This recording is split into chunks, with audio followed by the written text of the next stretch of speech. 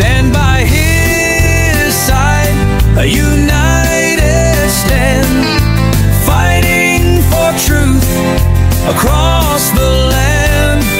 With God as our strength, our spirits will soar. Truth and justice prevail forevermore.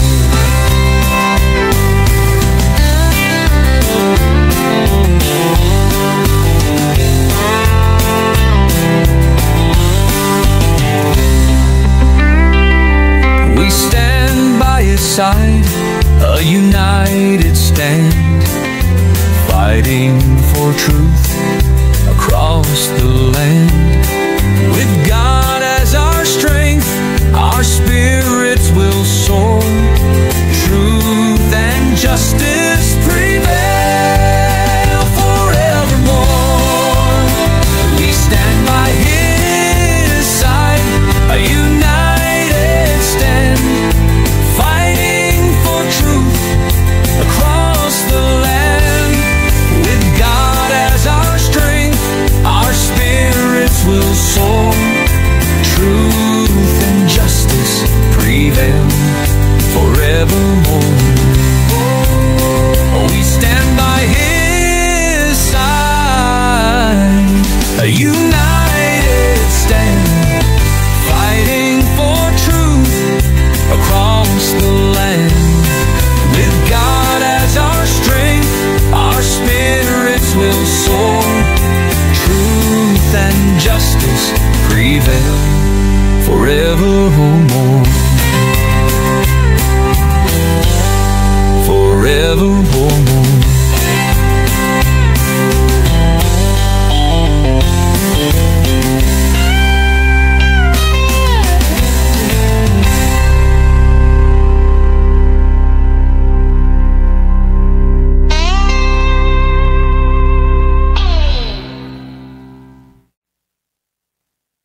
Alright, tuloy-tuloy ang atin pong maghapon sa ating ginagawang pag-aaral ng banal na kasulatan. Dito lamang po sa programang Ayon sa Kasulatan, Gabay sa Katotohanan. Dito po sa programa ng Ask o Ayon sa Kasulatan ay patuloy ang ating hangarin.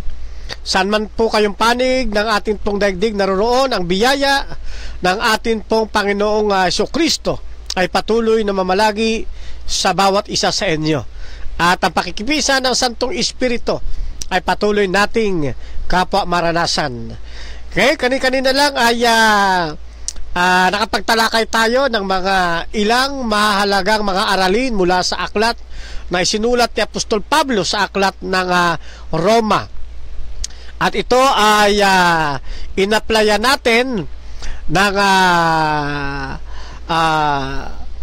principles of biblical interpretations o ng hermeneutics. Ano po? Okay, at ngayon naman ay magpapatuloy ang ating isasagawang pag-aaral.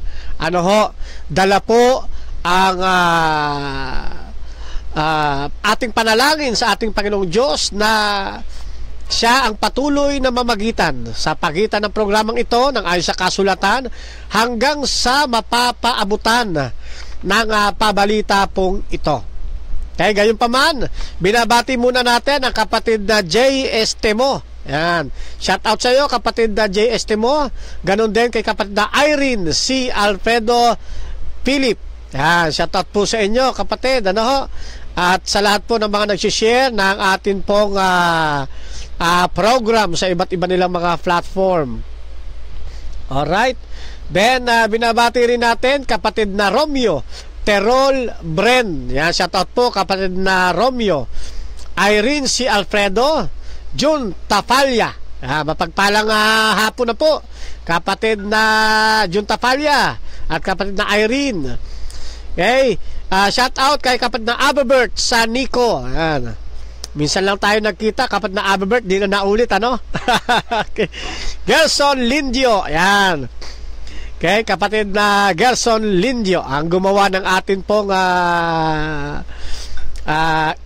sound, ang tawag dito? ang atin pong intro ng napakagandang message ng ating intro. Yan, thank you. At yan ang ginagamit natin sa intro at maging sa ating outro. Okay, Arian A. Velena. Yan, shout out po kapatid sa inyong lahat. At ngayon ay nandito naman tayo sa atin pong pagdadagdag pag-aaral. Ano ho? Kanina lang ay tinalakay natin yung naunang bahagi ng Roma 1:16 hanggang 17. At ngayon naman ay magpapatuloy tayo sa ating pong sinasagawang pag-aaral. Ano ho? Ay sapagkat free po ang ating oras ngayon, kaya gugugulin po natin sa atin pong isinasagawang pag-aaral. At habang ang ilan ay nasa kanilang mga hanap buhay, nasa kanilang mga trabaho, ano ho?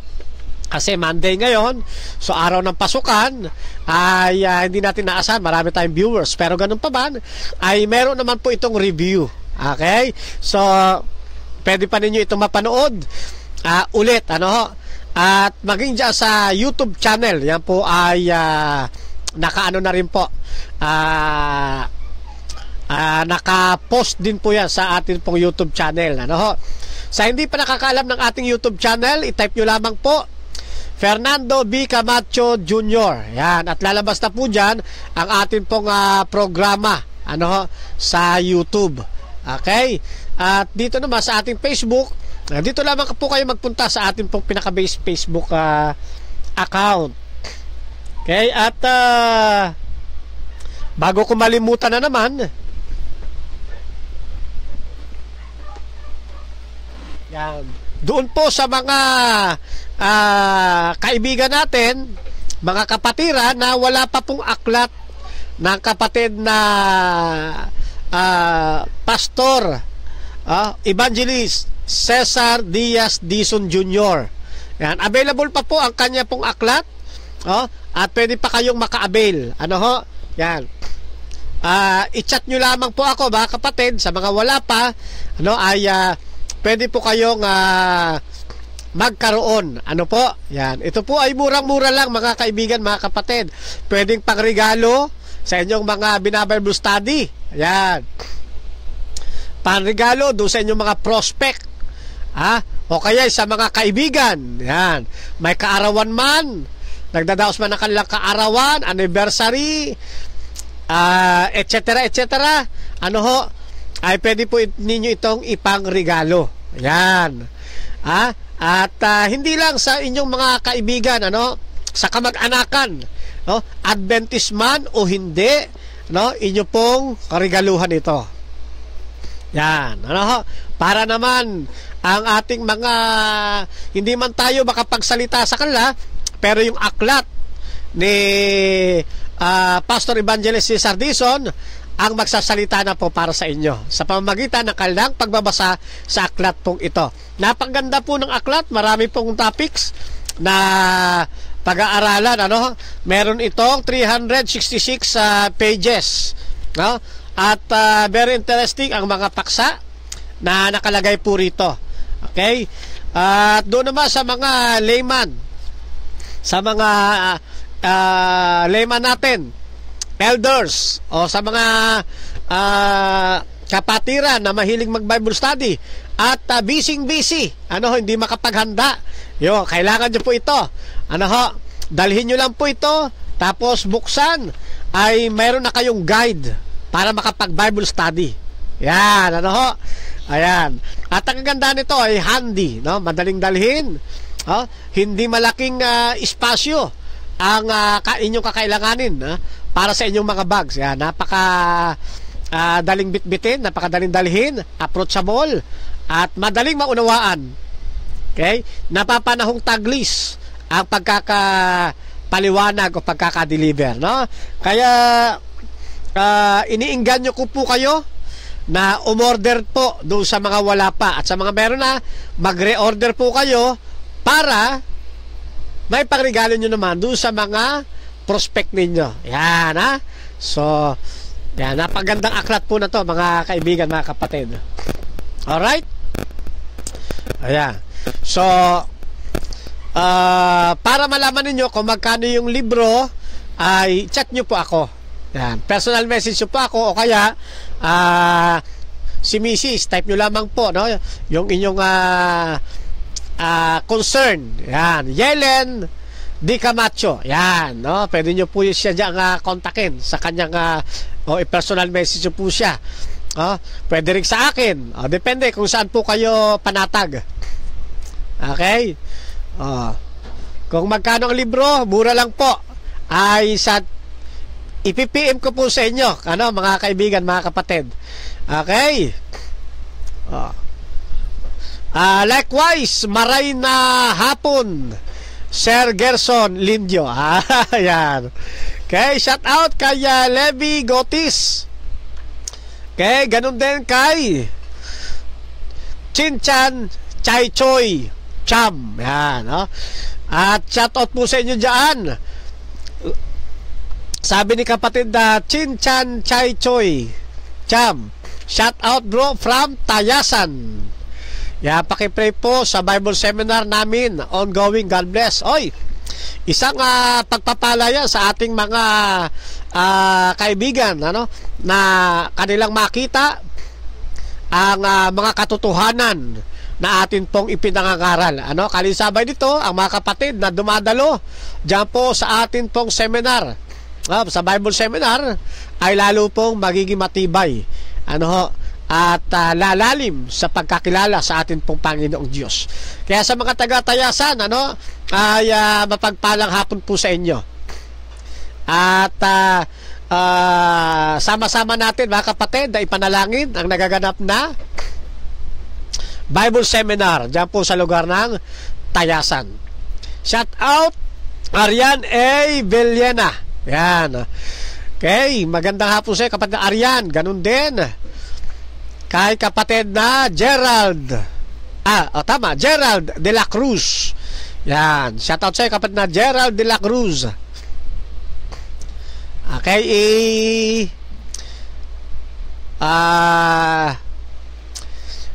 kapatid na Arian, ano po sa inyo, ha? Isi-send po sa message ninyo, ipipim po kayo ng aking pong may bahay. May ginagawa lang po siya at isi-send po niya sa inyo kung magkano ang libro at kung papaano kayo makaka-avail. Okay? Yan. Then, shout out kapatid na Jerome Dotimas. Yan, mapagpalang hapon po sa inyo diyan. Okay.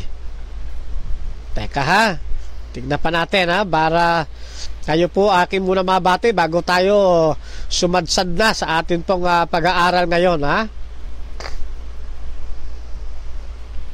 John De La Cruz Romo, yan, shout out. Eric Fondevilla, Fontamentas Palar Pamorcan, yan, shout out po sa inyo.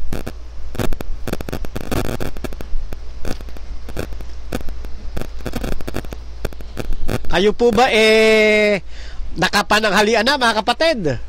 Ako po'y katatapos lang. Okay. John J. Slowly. Yan. Okay, sabi niya rito, ay watching from Cebu. Wow, malayo-layo na rin, Cebu. No, sa mga taga Cebu dyan, Yeah, shoutout po sa inyo at mapagpalang hapon, mga taga Cebu. Alejandro Lumontad. Yan, shoutout po sa inyo habang kayo ay nakantabay sa programang Ayon sa Kasulatan. Okay, watching from Boracay. Yan, andun si kapatid na taga Boracay pala, kapatid na Alejandro Lumontad. Yan. Pa-LBC naman ang dagat dyan. Sa Boracay. Okay. Shout out sa inyo riyan, ha? Alright. Sa ngayon ay wala na ako nakikita, mamaya siguro ulit ay magsa-shout out tayo. Okay. At ako'y natutuwa kahit na sa panahon ng mga araw ng kabisihan ng mga tao ay mayroon pa ring nakaantabay sa programa, Yan. Kaya tulad ng ating sinabi, ay pwede nyo po itong i-share, sa inyong mga kakilala, ano ho, sa friends, yan, kapatiran, pwede po ninyong i-share para marami rin ang makinabang. Ano, at mapagpala sa gagawin natin pong verse by verse na pag-aaral ng Book of Romans. Okay? So, ngayon nga ay magpapatuloy tayo, no, sa ating ginagawang pag-uusap dito po sa ating ginagawang doon po sa ano, sa comment section ng live. Opo, nagtatanong ang kapatid na Arian Villena, and how much, sabi niya, no, yung ating pong libro. Ayan po, isisend na po sa inyo ng akin pong napakagandang may bahay. Arian ano? Oo po. Arian A. Villena.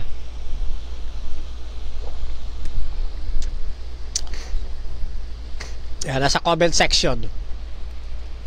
Tama, tingnan mo. Ayan, o. Yan. Oo, yan, ha? O, yan. Jetro Caris Escasenas. Yan, shoutout po sa inyo. Okay. At sa inyo pong buong pamilya. Mapagpalang hapon sa inyo. Okay, so tayo mga kapatid ay dumako sa atin pong maikling pananalangin. Hingin ang patnubay ng atin pong dakilang manlilika. Let us pray. Sa iyo po ang karangalan, amang banal, at ang kalulahatian. Kayo po ang hangad naming makilala ng lahat ng mga tao. Sa pamamagitan po ng programang ito ng Ayon sa Kasulatan, hangad namin na kayo po'y maluwalhati at marami ang mapagtibay ng mga kapatid sa pananampalataya. Anumang pagsubok ang kanilang danasin ay mananatili silang matatag na nakakapit po sa inyo. Gayon din ang mga nagsusuri, dakila po naming Diyos. Patuloy po kayong magpapakahayag sa kanila. Ang banal na Espiritu patuloy pong kakatok, Ama, sa kanilang mga damdamin. At umaasa na sa pagkatok ng banal na Espiritu, habang gumagawa ang banal na Espiritu sa kanilang buhay, ay tanggapin po nila ang inyo pong kaisa-isang anak sa ikapag mamana ng buhay na walang hanggan. Kayo po ang banal ang patuloy na mga siwa, mamagitan sa pagitan ng programang ito ng Ayon sa Kasulatan hanggang sa mapapaabutan ito saan mang dako sila naroroon. Sa mga ilang oras namin gagawing pag-aaral, hangad namin na kayo po ang maparangalan at maitaas ang iyong dakilang pangalan. Dalangin po namin ito, amang banal, sa inyo. Laki po ang kahilingan namin, ninyo kaming bendisyonan, basbasan, sa pamamagitan po ng makapangyarihang pangalan ng aming Panginoong Hesus. Amen. Alright, tuloy tayo. So, Message ko na siya. okay. Na-message mo na. Okay, na-message na daw po kayo. Opo, kapatid na Arian A. Villena. Ayun, at nasend na po sa inyo ni Mrs. Bacao, nasa inyong ano ba tawag doon?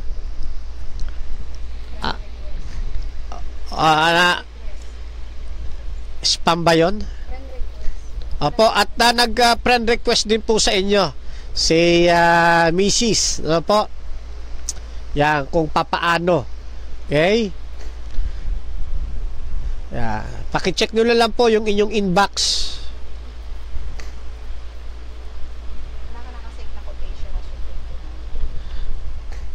Okay, wait lang po mga kapatid, ha. Tayo maglilingkod muna sa ating mga kapatid, ha. Alright.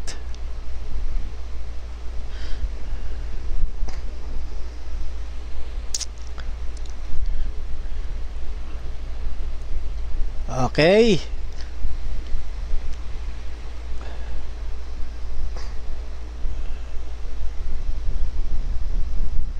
Ayan. Oo, nandiyan na sa'yo. Okay. So, shout out din kay Jerome Dotimas. Sabi niya, brother, meron na po kayo Paninindigan ng Katotohanan po by Pastor Cesar Diaz Dizon Jr. po. Book po, tanong ko lang po, brother. Bro, meron na po kayo paninindigan ng katotohanan po by Pastor po, book po, tanong ko lang po, brother. So yung meron kang message yan. Kung itong libro yung pinakita ko sa inyo, meron po available pa ito. Yan, no? Meron pa tayong mga ilang copies dito na natitira. Okay? Hindi ko lang alam kung may panibagong libro na si kapatid na evangelist Pastor Cesar Dizon. Okay? Di ko lang po alam. Okay? Pero sa ngayon, ito pa lang po ang i-distribute niya sa atin. No? Yan. At hanggang natin na maubos na itong mga libro niya. Para makapag-publish ulit ang panibago at marami pa ang makinabang. Yan. So, watching from Tabuk City. Yan, shout out sa iyo, kapatid na Luisa Paklay. Yan, tayo ay inaantabayanan ng kapatid na Luisa Paklay from Tabuk City. Yan. Okay. Okay, then sa atin pong pagpapatuloy, mga kapatid, natalakay natin ang chapter 1 verse 17 kani-kanina lang umaga at tanghali ng aklat ng Roma. At nakita natin na sinasabi ni Apostol Pablo na sapagkat dito ang katwiran ng Diyos ay nahayag mula sa pananampalataya hanggang sa pananampalataya. Yan, pinag-aralan natin itong lagyan natin ng highlights, Yan. At pinag-aralan natin yung ibig sabihin ng salitang mula sa pananampalataya hanggang sa pananampalataya. Okay?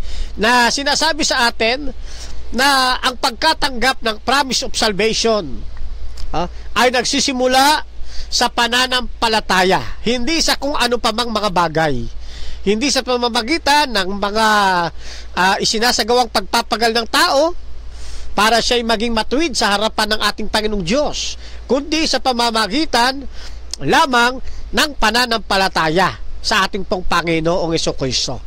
At mula sa pananampalataya, nagpapatuloy tayo sa kasakdalan ng pinagkatawag sa atin.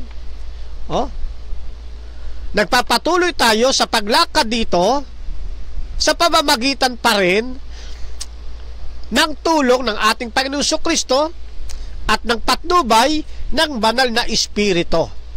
Kaya mahalaga po yung mga terminong mula sa pananampalataya hanggang sa pananampalataya. At sabi pa nga rito, kinot po niya yung Old Testament, ang ganap ay nabubuhay sa pamamagitan ng pananampalataya. Yan po ay sinitas ni Apostol Pablo doon sa Habakuk 2:4. Ayan, Yan.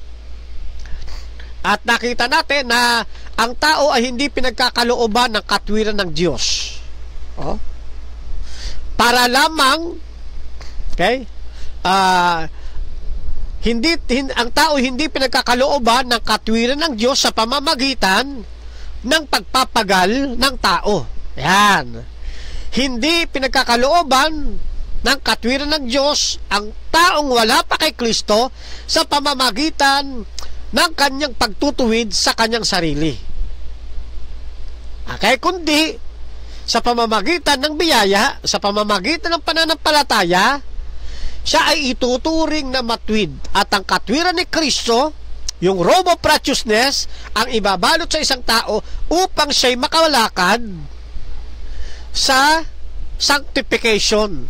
Kaya mula sa pananampalataya, mananatili ang isang tunay na Adventistang Kristiyano hanggang sa pananampalataya.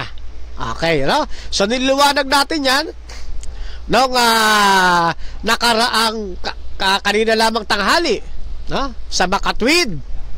Madagdag pa natin ang isang tunay na mananampalatayang Adventista katulad ni Apostol Pablo ay hindi lamang nagiging banal sa araw ng Sabat, kundi siya ay banal, siya ay banal rin sa bawat araw, segundo, minuto sa kanyang araw-araw na pamumuhay. Ano po? Yan, dyan tayo tinawag ng atin pong Panginoon. Okay? At tayo'y nagiging banal hindi dahil sa sarili natin, kundi ang bumabanal sa atin walang iba kundi ang ating Panginoong Diyos. Ano po? Yan. So, at I think maliwanag po sa atin yung pong bahaging ito ng ating pong ginagawang pag-aaral mula kanina pang umaga. Yan. At dito rin ay nakikita rin natin, mga kaibigan, na ang katwirang ito na ibinabalot sa atin sa pamamagitan po ng pananampalataya ay mula rin sa atin pong Panginoong Hesukristo. At yan paulit-ulit natin na idinidiin kanina pang tanghali para yung ating mga kaibigan na panay ang batikos na komo tayo ay salvation by works mabago ng paniniwala at wag na silang gumawa-gawa ng sarili-sarili lang mga kwento. Yan. Maaaring ang tingin sa atin ng atin pong kapwa-tao ay batay sa timbangan nila bilang tao. Maaaring ang tingin sa atin ng atin pong kapwa mananampalataya di umano ay sinusukat nila sa kanilang timbangan at tinitignan tayo bilang isang makasalanan. Gayunpaman sa timbangan ng atin pong Panginoong Diyos Ama o sa paningin ng Diyos Ama, tayo po ay matuwid. Tayo po ay banal. Hindi na tayo makasalanan gaya ng ating pinagdaanan noon nang wala pa tayo kay Kristo. Gayong nagsimula tayo sa pananampalataya, tinitignan tayo ng Diyos Ama bilang isang matuwid, banal, at hindi makasalanan. Naganap ito o nangyari ito sa pamamagitan ng walang bayad na biyaya ng atin pong Panginoong Hesus na tinatawag na charis sa wikang Grego. Biyaya. Na ang biyayang ito hindi pinagpapagalan, hindi pinagtatrabahuhan, hindi ito makukuha sa pamamagitan ng mga gawa, sa pamamagitan ng pagsunod sa kautusan o ng anumang uri ng pagpapagal, kundi ito'y makukuha natin at makakamit sa pamamagitan ng pananampalataya. Kaya doon sa, kung naalala ninyo yung aklat ng Epeso, di ba? Doon sa 2:8, maliwanag na binabanggit doon sa atin na yung pong biyaya, maigit i-post natin mga kapatid, i-post natin. Okay? Ilalapat ko lang po dito sa ating screen, Epeso, i-type natin 2:8.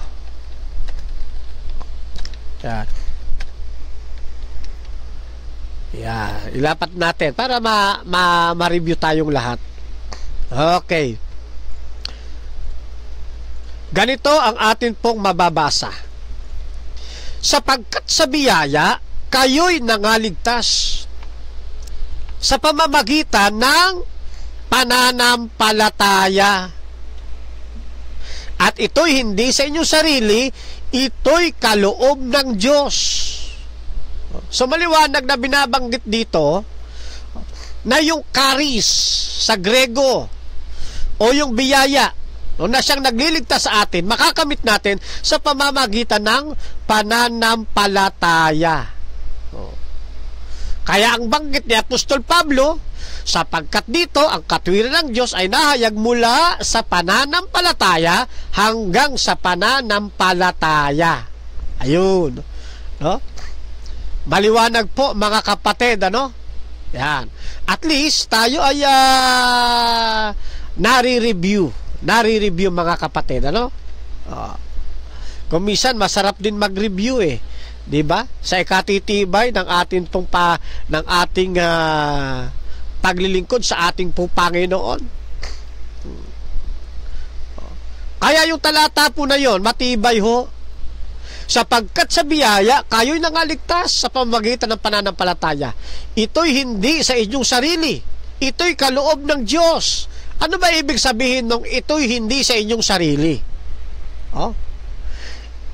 Dito lamang po sa sumunod na bahagi, mauunawaan natin yung terminong ito'y hindi sa inyong sarili.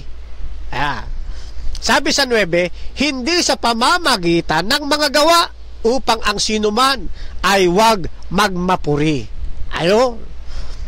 Ayun palang, hindi ito makakamit sa pamamagitan ng inyong sarili. Ang ibig sabihin, hindi nyo ito makakamit sa pamamagitan ng inyong mga sariling gawa, ng inyong pagpapagal, ng inyong pagpapagod. Kahit na kahit na napakarami beses na kayo mag-indulhensya, kahit na makapagpatayo ka ng maraming kapilya, kahit na ikaw ay sa buong buhay mo'y magkawang gawa, kung hindi ka naman sasampalataya, ay baka malagay sa peligro ang inaasahan mong kaligtasan, sapagkat hindi ito makakamit sa pamamagitan ng inyong sariling gawa. Paano natin ito makakamit? Ang sabi rito, sa biyaya kayo nangaligtas sa pamamagitan ng pananampalataya. Ang magliligtas sa atin ay ang biyaya ng ating Panginoon, yung kanyang kagandahang loob na makakamit natin kung tayo'y mananampalataya. Kaya tama lamang na sabihin ni Apostol Pablo sa Aklat ng Roma 1:17, mula sa pananampalataya hanggang sa pananampalataya. Mananatili tayong tapat sa atin pong Panginoong Diyos. Yan. Kaya kahit na ang tingin sa atin ng ating mga kaibayo sa pananampalataya, na panay tuya ng tuya, tukso ng tukso sa atin, panay pag-alimura, tayo ay makasalanan sa tingin nila. Kasi, ang ginagamit nilang timbangan nila. Timbangan ng tao.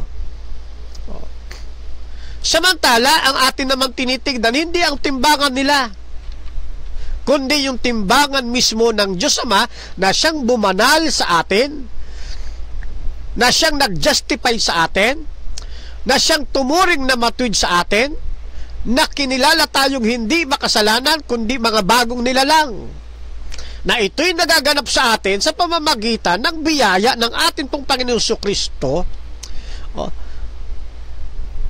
na nagsisimula nang tayo'y sumampalataya at niyayakap tayo ng katwiran o ng kalwalatian ng ating pong Panginoong Hesus. Ang tawag dito, imputed righteousness.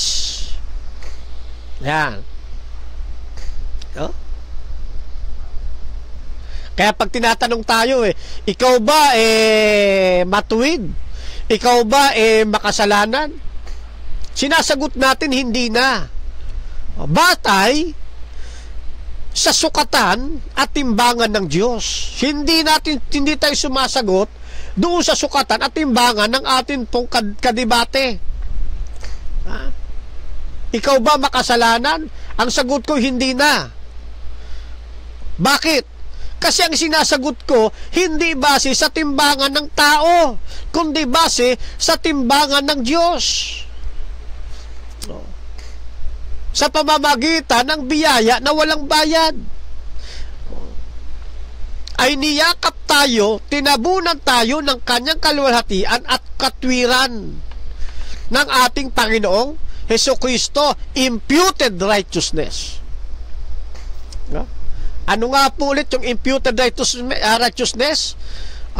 Ibig sabihin, imputed righteousness, ito yung katwiran ni Kristo na ibinilang o itinuring sa atin kahit hindi naman natin ito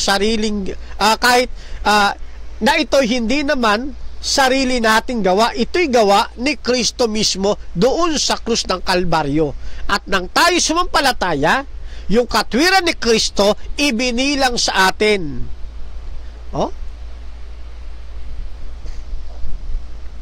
Nakukuha nyo ba, mga kapatid?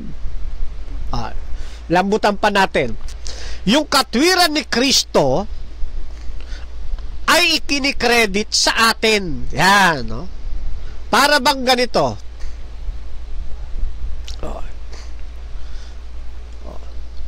Nang tayo sumampalataya, yung kaluhatian, yung balabal ni Kristo, yun ang ipinalit sa ating damit. Kaya ang nakikita ng Diyos Ama, ang nakikredit, hindi yung atin, kundi yung balabal ni Kristo, yung kaluhatian ni Kristo, yung katwiran ni Kristo. Yun po yung imputed righteousness. Kaya ito, yung imputed righteousness, positional po ito Sa paningin ng Diyos, tayo ay matuwid dahil kay Kristo. Yun lamang ibig sabihin nito Hindi ito dahil sa ating sariling kabutihan, kundi dahil ito sa ginawa ni Kristo sa krus. Ito po yung pundasyon ng justification, mga kapatid. Idinideklara o legal na idinideklara ng Diyos Ama na tayo ay walang sala sa kapangyarihan ng imputed righteousness. Kaya pag tanong, ikaw ba makasalanan? Ay sinasagot ko talaga, hindi. Kasi nakatingin ako doon sa pananaw ng Diyos Ama, sa kanyang timbangan, at doon sa ginawa ni Kristo sa ating buhay. Imputed righteousness. Na tayo ay legal na idinideklara ng Diyos na tayo'y walang sala. Yan. And alam ko ay nasusundan ninyo yung akin pong sinasabi. Ano ho? Nasusundan naman ninyo yung aking sinasabi. Ngayon, meron pang isang terminong ginagamit tayo, yung imparted righteousness. Ano ito? Yung ang katwiran, yung katwiran na aktwal na ginawa o aktwal na ginagawa o isinasabuhay ng mga mananampalataya sa tulong ng banal na Espiritu. Ito naman yung imparted. Ito yung katwiran na lumalago tayo sa ating buhay sa pamamagitan ng sanctification o pagpapakabanal. Imparted righteousness. Kaya sabi doon sa Filipos 2:11, gusto ko munang basahin natin ito, no? Filipos 2:11. Kaya nga, mga minamahal, 2:12 hanggang 13. Kaya nga, mga minamahal, higit na kailangan maging masunurin kayo ngayon kaysa noong kasama ninyo ako. Sabi ni Apostol Pablo sa mga taga-Pilipos, may takot at panginginig na magpatuloy kayo sa paggawa hanggang malubos ang inyong kaligtasan, sapagkat ang Diyos ang nagbibigay sa inyo ng pagnanasa at kakayahang maisagawa ang kanyang kalooban. So maliwanag na binabanggit dito, sabi ni Apostol Pablo, higitan niya na kailangan ninyo ito na kayo'y maging masunurin. Kaysa noong nakakasama pa ninyo ako. May takot at panginig na magpatuloy kayo sa paggawa hanggang sa malubos ang inyong kaligtasan. Magpapatuloy sila sa kabanalang ipinagkatawag sa kanila through imparted righteousness hanggang sa malubos ang inyong anyang kaligtasan. Dito maraming nalito rito sa terminong malubos ang inyong kaligtasan, ano? Lagay natin sa highlights. Inakala ng iba kapag sinabing malubos ang inyong kaligtasan, lulubusin ng tao yung kanilang kaligtasan. Ibig sabihin, may bahagi ang tao para siya'y maligtas sa hinaharap na walang tulong ng ating Panginoong Jesucristo at ng banal na Espiritu. Mali po. Ang ibig sabihin dyan, hanggang sa malubos ang inyong kaligtasan, ay gagawa sila sang-ayon sa pinagkatawag na pagpapakabanal dito po sa sanctification hanggang sa dumating ang panahon ng lunduang pagliligtas, yung ipagkakamit na yun pong pangako ng kaligtasan sa second coming. Ipaparaphrase ko para maintindihan, ano? May takot at panginginig na magpatuloy kayo sa paggawa hanggang sa second coming. Yan, ganun lang po ibig sabihin yan. Hanggang malubos ninyo ang inyong kaligtasan, hanggang sa second coming. Ganyan lang po ang simple na pagpaparaphrase, ano, diyan po sa Filipos 2:11-13. Okay. Hindi ibig sabihin dito na tayo mismo lulubusin natin kasi kulang tayong kaligtasan. Tayo ang magbubuo para sa kaligtasan. Hindi po. Hindi tayo bubuo. Buo na po ang kaligtasan. Yung kaligtasan natin buo na. No? Naka-promise na nga po yan kaya katawag natin na promise of salvation. Kailan matatanggap? Pag dumating ang ating Panginoon sa ikalawa. Na itong katawang may kasiraan, papalitan ito ng katawang walang kasiraan. Itong may kamatayan, papalitan ng walang kamatayan. Tao mismo yon. Iyon yung sinasabing hanggang malubos ang inyong kaligtasan. Nasa paraphrase, hanggang sa dumating si Kristo. Ayan. Hanggang sa makamit ninyo ang buhay na walang hanggan. Ayun, gano'n, no? So, ganun po ang paraphrasing nito. Ayan. Kasi doon sa sipating nga natin yung lumang salin, ano? Ng ang Biblia ng Filipos, type natin 2:12. Yan, 2:12. Iayos muna natin itong ating 2:12. Lagay natin sa screen. Sasaling ang Biblia. Ayan. Okay, lagay natin sa screen. Ang wika, kaya nga, mga minamahal ko, kung paano ang inyong laging pagsunod na hindi lamang sarapan ko, kundi bagkos pangayong ako'y wala, ay lubusin ninyo ang gawain ng inyong sariling pagkaligtas. Yan.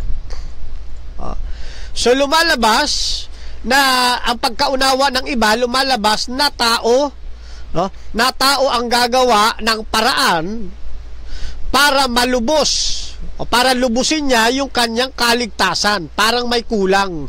Ano ho? Yan.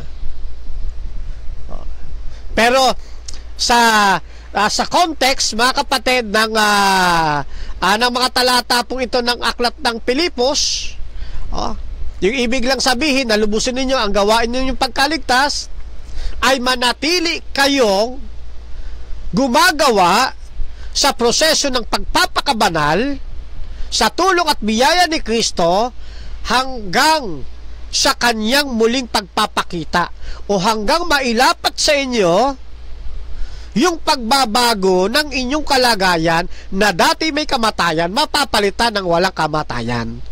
hanggang sa second coming, kumbaga. Ano po? Yan naman po, no? Pinapalambot lang natin, pinaparaphrase lang natin yung mga katagang ating nababasa. Ano ho? Yan. Kaya dito kapag sinabing imputed righteousness, yung katwiran ni Kristo na itinalaga sa atin. Ayan, ito po yung justification. Dahil doon sa righteousness ni Kristo na inimpute, tinitingnan tayo ng Ama, ginajustify tayo ng Ama na wala ng kasalanan. Pinapawala niyang sala yung tao na lalapit sa kanya't ginagawang panibagong tao. Sa paano natin ito makakamit? Sa pamamagitan ng pananampalataya. Ayan. Kaya, yung tanong na ikaw ba makasalanan pa? Yan, positional po yan. Saan mo ko tinatanong? Sa paningin ng tao, sa timbangan ng tao, o sa timbangan ng Diyos? Kung sa timbangan ng Diyos nyo titingnan, dahil doon sa imputed righteousness principle, hindi na ako makasalanan. Isa na tayong bagong tao, bagong nilalang kay Kristo. Yung dating pagkatao namin, wala na po yun. Ipinako na sa krus, nailibing na yon. At narito, kayo'y mga bagong mga tao, sabi ng mga talata ng Biblia. Yun po yung imputed righteousness. Tayo ba ang gumawa nun? Hindi. Si Kristo ang gumawa nun. Yung katwiran ni Kristo, yung kanyang kalwalhatian, yun ang ipinantakip sa atin sa pamamagitan ng kanyang pagkabayubay doon sa krus ng Kalbaryo. Imparted righteousness, yung katwiran ni Kristo, ipinamumuhay sa atin. Yan, no? Rumireplika sa atin. Ito naman yung sanctification. Dito na umiiral yung imparted righteousness doon sa paglakad natin sa sanctification area. Tayo ngayon ay lumalakad sa kabanalan. Ang tawag doon pagpapakabanal. Nasa pagpapakabanal, hindi pa rin nawawala yung justification. Magkakasama pa rin yan. Kaya tayo ngayon ay lumalakad sa sanctification sa patnubay pa rin ng banal na Espiritu at sa tulong pa rin ng ating Panginoong Jesucristo. Ganun po yan, mga kapatid. Kaya ito, practical ito pagdating na dito sa imparted righteousness. Kasi ito yung ginagampanan natin sa araw-araw nating pamumuhay. Ganyan po yan, mga kapatid. Kaya, mapalad ang isang tao na pinaghaharian ng atin pong Panginoong Jesus. Kaya nga, di ba sa mga sulat ni Apostol Pablo, lagi niyang sinasabi, alipin ni Jesucristo. At tayo man din, ganun din.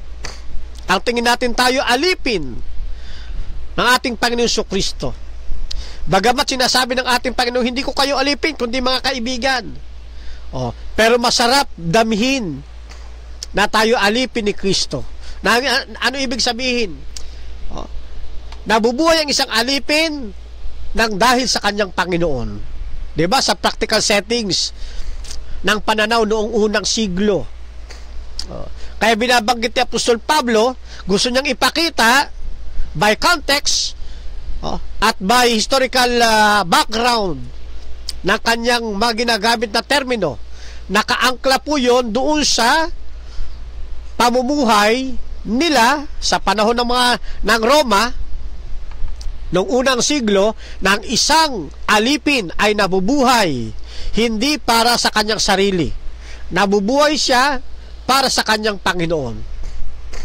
Kaya yung mga Panginoon dati bumibili ng mga alipin. At kapag nabili ka bilang isang alipin, mabubuhay ka ngayon para sa bumili sa'yo. Yan. Kaya ang isang alipin, kaya siya nabubuhay para sa kanyang Panginoon. Para paglingkuran ang kanyang Panginoon. Si Apostol Pablo, ginamit din yung settings na ito para ipakita sa atin ng isang mananampalataya na tumanggap kay Kristo, nagsimula sa pananampalataya, lumalakad sa pananampalataya, ang kanyang buhay na kinabubuhay sa laman ay kinabubuhay niya ngayon sa pananampalataya. Ganun po yun. At tayo rin sa panahon ito, ganun din ang ating maging sistema. Kaya tayo nabubuhay sa mundong ito, hindi dahil sa atin mismo. Kaya tayo nabubuhay para sa ating Panginoong Jesucristo. Ano ibig sabihin? Ang sentro ng ating buhay, walang iba kundi si Kristo. Ang sentro ng ating pamilya, walang iba kundi si Kristo. Ang sentro ng ating hanap buhay, walang iba kundi si Kristo. Ang sentro ng ating kumpanya ay si Kristo. Nabubuhay tayo dahil kay Kristo. Ganun po yan, mga kapatid.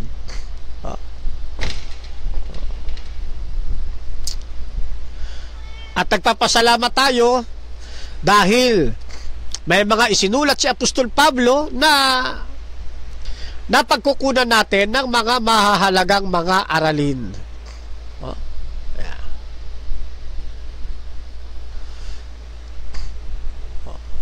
At kanina nga, nabanggit natin, na yung doktrina ng iba, mga kapatid, na si Kristo ay makasalanan di umano, at naipakita natin sa pamamagitan ng banal na kasulatan ng ating Panginoon Jesucristo, walang kasalanan. Kaya tama lamang tawagin siyang ang kordero ng Diyos na nag-aalis ng kasalanan ng salibutan. Kasi ang isang makasalanan, hindi siya makapagliligtas ng kapwa niya makasalanan. Ang dapat lamang magligtas sa isang makasalanan ay isang persona na walang kasalanan. At si Kristo inilalarawan bilang isang kordero ng Diyos. Kung paanong ang kordero na inihahain noong panahon ng lumang tipan ay dapat walang pintas.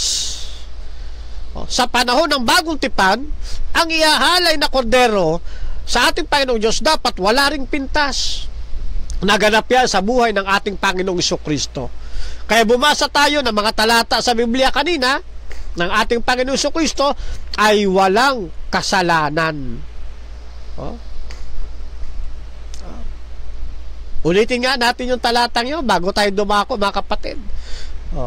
Bilang pagre-review, ano sabi? Na siya'y hindi nagkasala o kinasumpungan man ng daya ang kanyang bibig.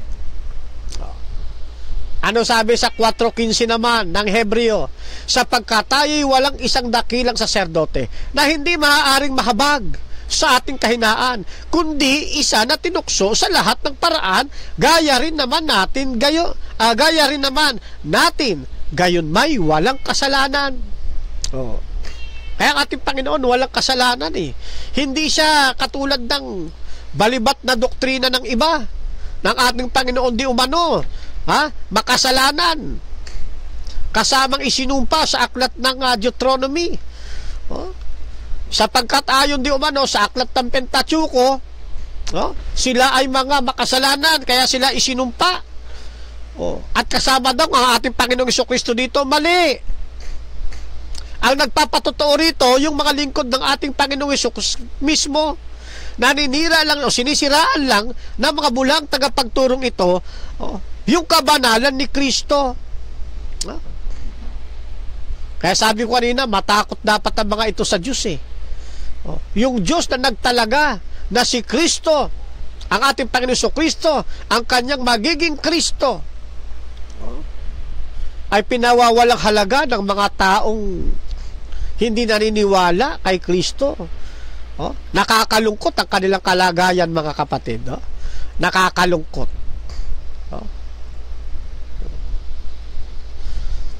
Kaya tayo, nagpapasalamat tayo sa ating Panginoon nang tayo'y tinawag, nakamit natin yung kabutihan ng Diyos. Naging matuwid tayo sa pamamagitan ng biyaya ni Kristo, na bagamat tayo hindi karapat-dapat, ginawa tayong karapat-dapat. Hindi na tayo magpapagod. Hindi na tayo magtatrabaho para makamit lang yung buhay na wala hanggan nung tayo wala pa kay Kristo. Oh. Napunta sa atin yung katwiran sa pamamagitan ng pananampalataya. At tayo nabubuhay sa pananampalataya. Tulad ng binanggit ni Apostol Pablo sa aklat ng mga taga-Roma na siyang nagre-replika naman o tumutulay hanggang sa panahon nating ito. Di ho ba? Ngayon, ang ating Panginoon Jesucristo, kagaya ng larawan sa lumang tipan, ang isang kordero na ihahandog dapat walang pintas. Nagkakaroon tayo ng historical background para makita natin yung sinasabi ni Apostol Pablo doon sa huling talata na pinag-aralan natin, no? Doon sa Roma, no? Kapitulo 1, talatang 17, bilang karugtong ng ating ginagawang pag-aaral ngayon. Kung paanong ang mga tupa, kordero na ihahandog sa panahon ng lumang tipan dapat walang pintas. Sa panahon ng bagong tipan, kay Kristo ito naganap. Sa panahon ng lumang tipan, ay ipinapataw doon sa walang pintas. Dinadala ng kordero na walang pintas ang ating kasalanan. Sa panahon ng bagong tipan, ganito rin ang nangyari sa ating Panginoon Jesucristo. Tignan ninyo at babasa ko ng isang talata, ha? Dito sa aklat ng Isaiah, sa kapitulo 53, talatang 4 hanggang 6. 4 hanggang 6. Ano ang sabi? Tunay na kanyang dinala ang ating mga karamdaman at dinala ang ating mga kapanglawan. Gayon may ating pinalagay siya na hinampas, sinaktan ng Diyos, dinalamhati, ngunit siya'y nasugatan dahil sa ating pagsalangsang. Siya'y nabugbog dahil sa ating mga kasalanan, kasamaan. Ang parusa ng tungkol sa ating kapayapaan ay nasa Kanya, at sa pamamagitan ng Kanyang mga latay ay nagsigaling tayo. Tayong lahat na gaya ng mga tupa ay naligaw. Tayo ay tumungo, bawat isa sa kanyang sariling daan, at ipinasan sa Kanya ng Panginoon ang kasamaan nating lahat. Pansinin niyo yung una at huling bahagi. Yeah. Anong ginawa ng Kristong walang kapintasan? Ng ating Panginoong Jesucristo na walang kasalanan? Para maalis yung sumpa na para sa iyo at para sa akin. Para tayo'y matubos doon sa dagat-dagatang nagliliyab na apoy, para tayo'y matubos sa galit ng Diyos Ama. Dinala ng ating Panginoong Jesucristo ang ating mga kasalanan at ipinasan naman ito ng Panginoon sa Kanya. Ibig sabihin, ipinahintulot ng Diyos Ama na dalhin ng ating Panginoong Jesucristo ang kasamaan nating lahat.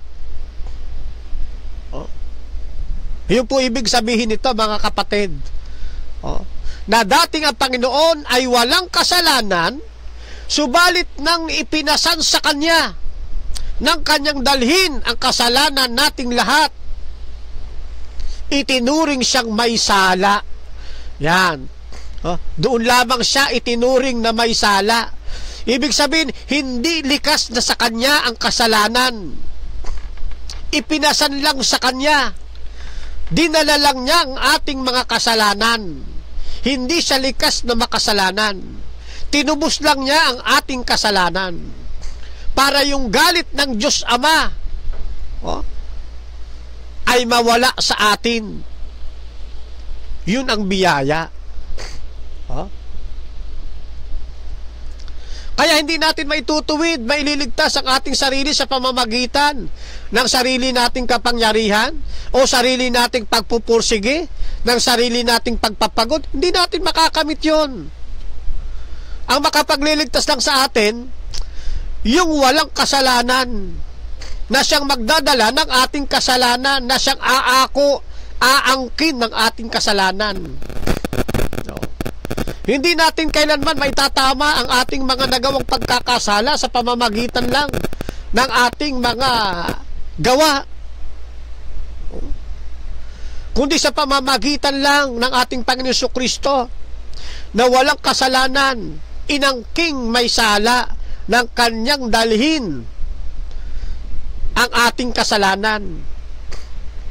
Kaya lagi natin sinasabi, hindi kayang baguhin ng tao ang kanyang katayuan sa harapan ng Diyos Ama. Ano mang papagpupursige mo, sabi diyan, yung binasa natin nung kaninang umaga, na yung ating mga gawain, yung mga wala pa kay Kristo, para lamang isang maduming basahan. O, tingnan natin, sipatin natin yung talatang yan, ha? Yeah. Lagay natin diyan sa Isaias 64 talata ay 6.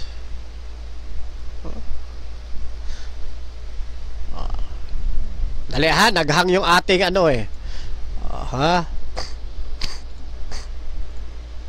wait lang ha, iaayos natin ha.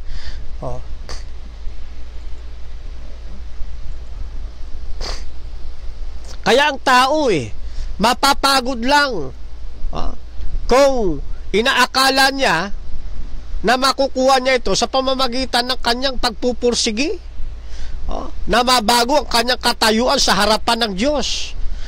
Hindi niya magagawa ito, mga kapatid. Ayan, lagay natin ha sa screen ha. Wait lang ha, naghang po kasi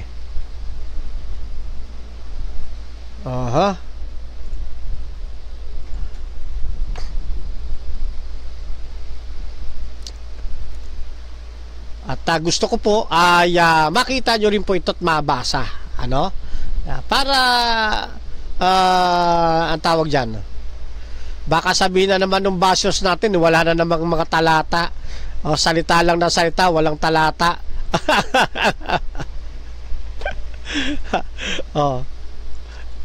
Yan. Ano sabi? Sapagkat kaming lahat ay naging barang marumi, at lahat naming katwiran naging parang basahang marumi, at nalalantanggayan ng dahon kaming lahat, at tinatangay kami ng aming mga kasamaan na parang hangin. Di ba? Kaya kahit na anong pagpupursigi ng tao para mabago yung kanyang katayuan sa harapan ng Diyos Ama, walang saysay, malibang siya'y sumampalataya sa ating Panginoong Jesucristo. Hindi rin natin kayang baguhin ang ating katayuan sa harapan ng Diyos Ama sa pamamagitan ng ating pagsunod sa lahat ng mga alituntunin, kautusan, mabuting gawa. Walang saysay, malibang sumampalataya tayo sa ating pong Panginoon. Kaya nga ang tawag sa ating Panginoong Jesucristo Kordero ng Diyos. Tingnan ninyo. Nang kinabukasan ay nakita ni Juan si Jesus na lumalapit sa kanya at sinabi, narito ang Kordero ng Diyos na nag-aalis ng kasalanan ng sanlibutan. Di ba? Kaya siya lamang ang pwedeng maging tagapagligtas ng buong sanlibutan. Kaya sabi ng Apostol Pablo, nagsisimula sa pananampalataya hanggang sa pananampalataya, o mananatili siyang lalakad sa kabanalang ipinagkatawag sa kanya.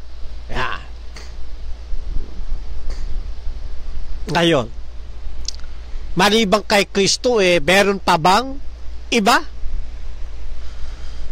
Lalo nating napapaigting ngayon, mga kapatid, nabibigyang kulay natin lalo ngayon yung terminong nagsimula sa pananampalataya hanggang sa pananampalataya.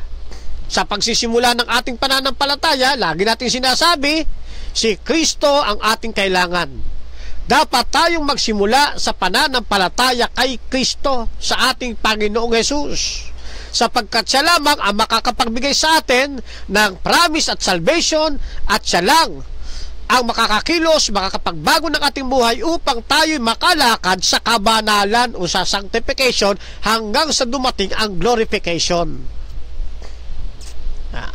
Kaya ang tawag sa kanya, Kordero ng Diyos. Siya'y walang kasalanan, walang likas na kasalanan, subalit ipinataw sa kanya, inako niya, dinala niya ang ating kasalanan upang tayo ay maligtas. Magkaroon ng promise of salvation, magmana ng buhay na walang hanggan, at maging isang mabuting mga mananampalatayang Kristiyano sa sanlibutang ito habang tayo nakikiraan dito. Walang iba na magdadala nito kundi ang ating Panginoong Hesus. Hindi ito madadala nila Confucius, nila Buddha, Hari Krishna, kung sino-sino pa bang iba na kanilang kinikilala. Hindi ito kaya ng kanilang mga anito. Hindi ito kaya ng kanilang mga kinikilalang mga puon. Tanging sa ating Panginoong Hesus. Kaya sabi doon sa Gawa 4:12, mga kaibigan, kay Kristo lamang matatagpuan ang kaligtasan, sapagkat sa silong ng langit ang kanyang pangalan lamang ang ibinigay ng Diyos sa ikaliligtas ng tao. Wala na pong iba. Wala na pong iba, mga kapatid. Kay Kristo lamang matatagpuan ang kaligtasan. Wala sa silong ng langit, walang iba sa silong ng langit ang makapagdadala nito. Ang pangalan lamang ng ating Panginoong Kristo ang mapangyayari ang bagay na ito. Kaya kahit sinong mga personalidad na kilalang kilala, mga bantog na manunulat, mga sikat na mga makata nung araw na kinikilala nila ngayon, na kanilang sinasamba, walang magagawa ang lahat ng yan. Hindi kanya madadala sa buhay na wala hanggan. Tanging sa Panginoong Kristo lamang natin matatagpo ang sama-sama ang kaligtasan.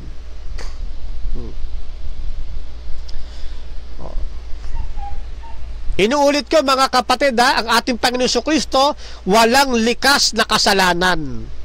Siya ay walang sala, walang kasalanan, tulad ng mga korderong walang pintas na inihahain sa Diyos Ama sa panahon ng bagong tipan. Si Kristo ang kordero ng Diyos na walang pintas, na inako ng ating Panginoon ang kasalanan ng sanlibutan. Dinala niya ang kasalanan ng sanlibutan, ipinataw sa kanya, ipinapasan sa kanya ang kasalanan ng sanlibutan upang ang taong sumampalataya ay magkaroon ng promise of salvation at makalakad sa panibagong buhay pananampalataya. Yan ang ibig sabihin. Nagsimula sa pananampalataya hanggang sa panibagong pananampalataya.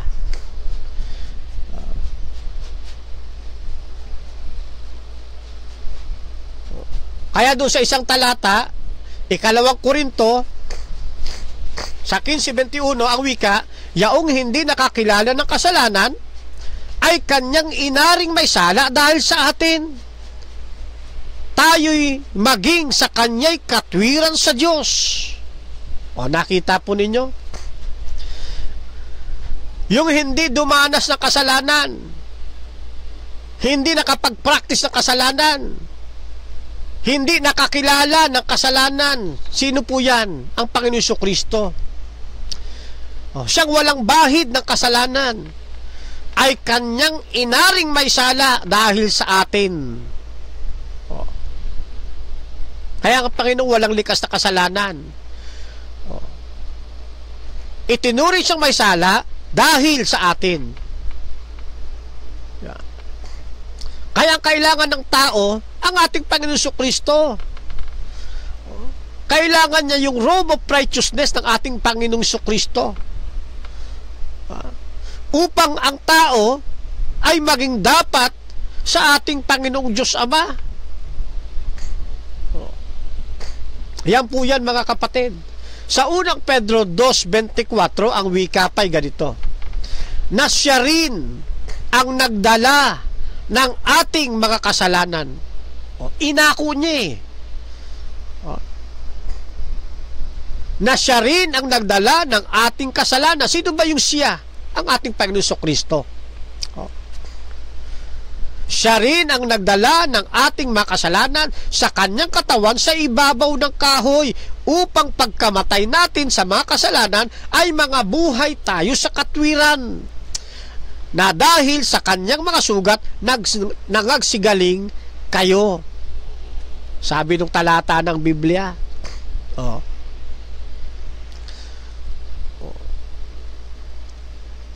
Napakapalad ng tao, mga kapatid.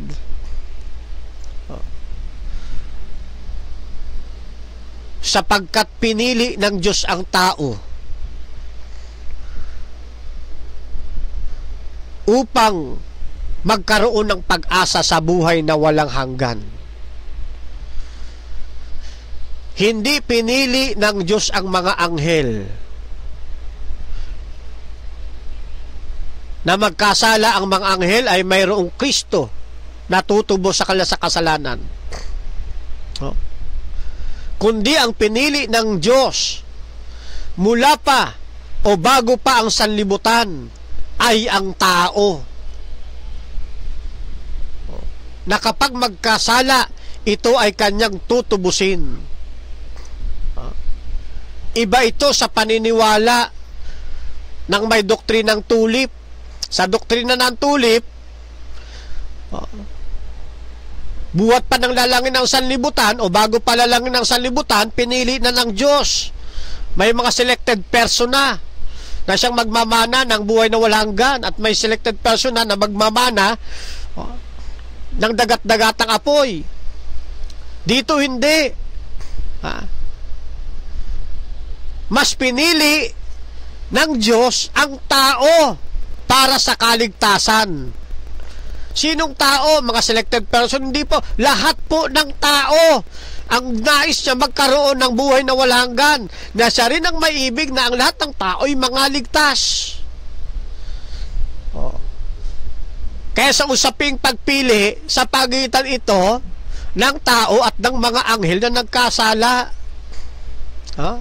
Yun po yan, mga kapatid, na na-misinterpret ng ating mga kababayan.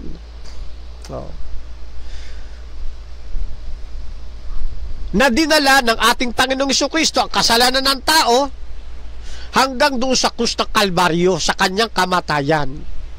At kapag tayo'y sumampalataya sa ating Panginoong Jesucristo, kasama natin siyang namatay spiritually, at tayo'y palalakarin sa panibagong buhay o buhay pananampalataya.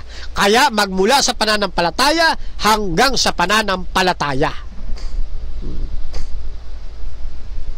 Hebreo 9:28. At gayon din naman si Kristo, na inihandog na minsan upang dalhin ang mga kasalanan ng marami, sa ikalaway pakikita na hiwalay sa kasalanan, sa ikaliligtas ng mga naghihintay sa Kanya. Sa ikaliligtas ng mga nagsisipaghintay sa Kanya. Adventist yan. Diba? Pangalan pa lang natin eh. Seventh-day Adventist Church. Ano ba ang Seventh-day Adventist Church? Ano ibig sabihin? Mga taong tinawag ni Kristo. Church. Mga taong tinawag na masayang nangingili ng araw Sabat at naghihintay sa muling pagbabalik ng ating Panginoong Jesucristo.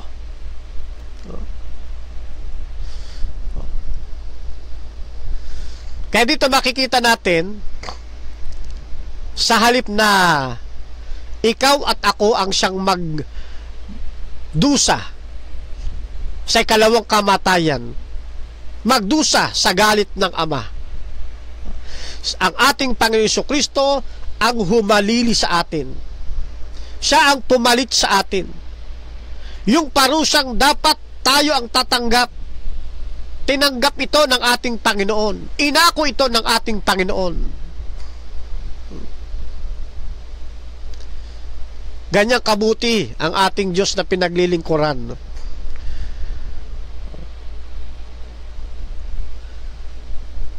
Ganyang kabait ang ating Panginoon. At yung kanyang katwiran ng ating Panginoon Jesucristo, ibinalabal sa atin yung robe of righteousness upang ang makita ng Ama,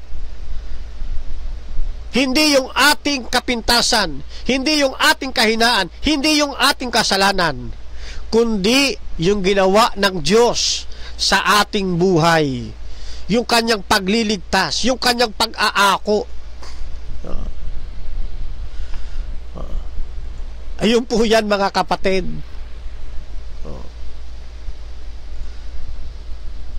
Kaya purihin natin ang Panginoon. Kita ninyo sa ating verse by verse, isang talata pa lang yun, verse 17 pa lang. Doon pa lang yun sa terminong nagsimula sa pananampalataya. Hanggang sa pananampalataya ay naipakita natin ang kahalagahan ng ating Panginoon Jesucristo at pagkatawag sa atin kung paano tayo mababago, at kung paano tayo lalakad sa kabanalan.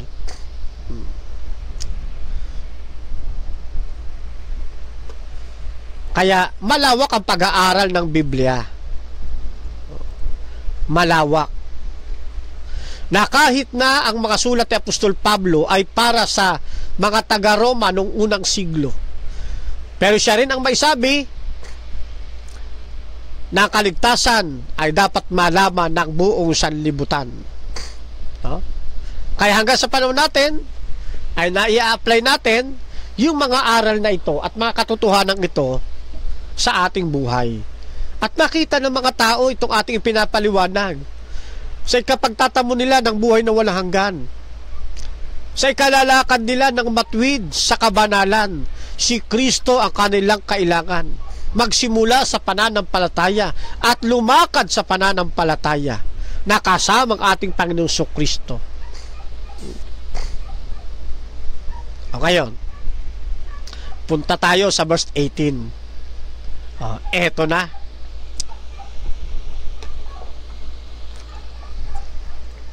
Verse 18. Ano ang nilalaman ng verse 18? Tandaan natin, ang verse 18, ang chapter 1 verse 18, ay mahalaga ring talata sa pag-aaral ng Biblia. Sa talatang ito ay ipinakikilala sa atin ni Apostol Pablo ang katarungan at ang galit ng Diyos Ama laban o kontra sa kasalanan. At sa pamamagitan ng mga talatang ito na atin pong pinag-aaralan ng verse by verse, nagsimula si Pablo sinisimulan uli ni Pablo na maunawaan ng tao ng kanyang mga readers ang isang mas malalim na proseso ng pag-aaral ng kabanalan ng ating pong Panginoong Diyos.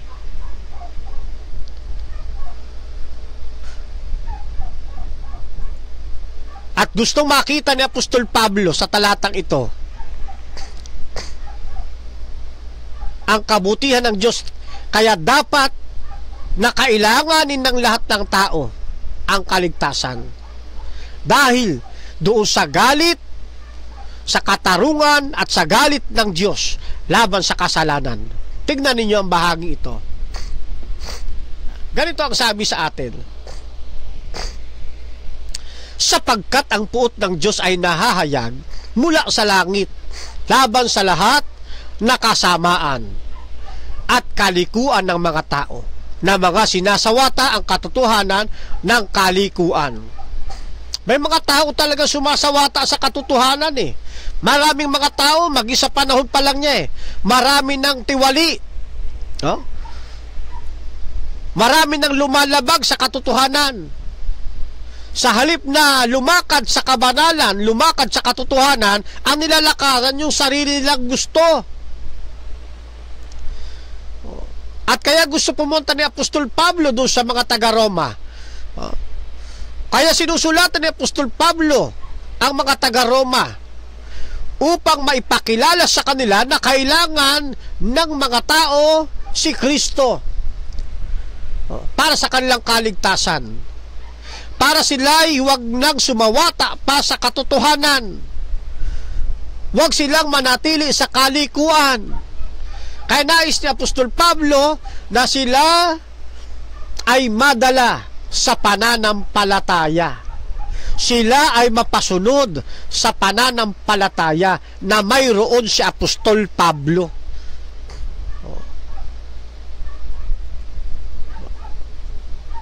Sapagkat ipinakikita rito na galit ang Diyos. Kaparusahan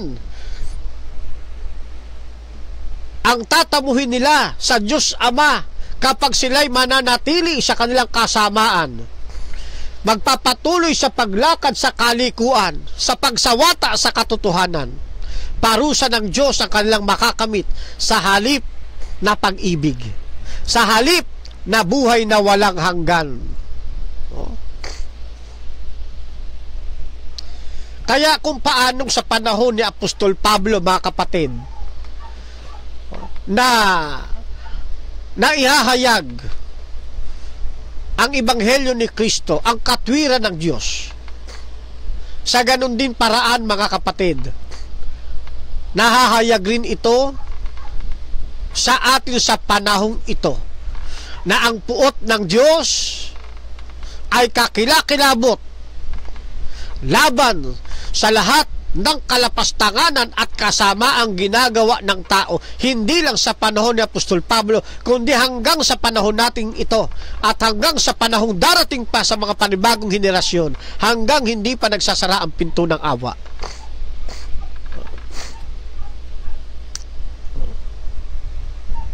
Kaya kung ilalapat natin hanggang sa ating panahon, nanganganib rin ang mga tao na patuloy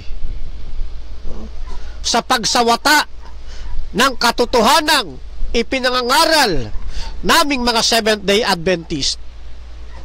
Nanganganib ang mga tao na patuloy na tumutulugsa at yumuyurak sa katotohanang daladala ng tunay na iglesia. Walang iba kundi ng Seventh-day Adventist. Matakot kayo sa ating Panginoong Diyos. Habang mayroong mga tunay na lingkod ng Diyos na masayang namumuhay na may kabanalan sa panahon natin ito, lakip ang time team na pagsunod sa lahat ng mga eksistidong batas ng ating Panginoong Diyos, tulad ng 10 utos na pinitas mula sa mga hibla ng karakter ng ating Panginoong Diyos. At marami pang ibang mga eksistidong utos. At habang ang lingkod ng Diyos sabik na sabik sa pagbabalik ng ating Panginoong Hesus, ay mayroon din namang mga tiwaling, iba't ibang mga grupo ng pananampalataya na patuloy na yumuyurak sa bayan ng Diyos. Patuloy na nagkakalat sa social media. Ang iba'y dumidibati pa at sasabihing lipas na nila ang mga batas na ito. Ang iba naman sinasabi na miyendahanaan niya. Ang iba naman nagsasabi na yung 10 Commandments hindi na dapat sundin sa panahong Kristiyano. At ang iba namang mga tiwali sa pananampalataya, mga bula ang mga mangangaral at mga debatidor ng kamalian, nagsasabi na mayroon pang mga kasamang mga pag-alipusta, mga pangangantsaw sa bayan ng Diyos. Na umiira lamang daw di umano yung mga utos na ito na sinusunod ng Seventh-day Adventist sa lumang tipan. Hindi na ito umiiral sa lumang tipan. Pagkatapos, pag iyong sinansala, iiyak sa social media.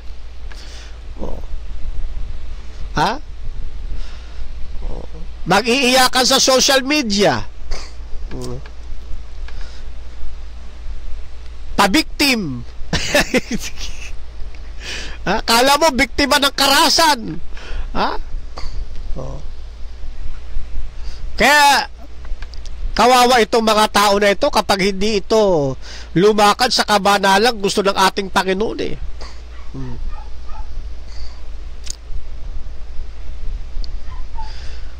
Hindi nila nalalaman isang maruming gawain ng kanilang ginagawa sa paningin ng Ama.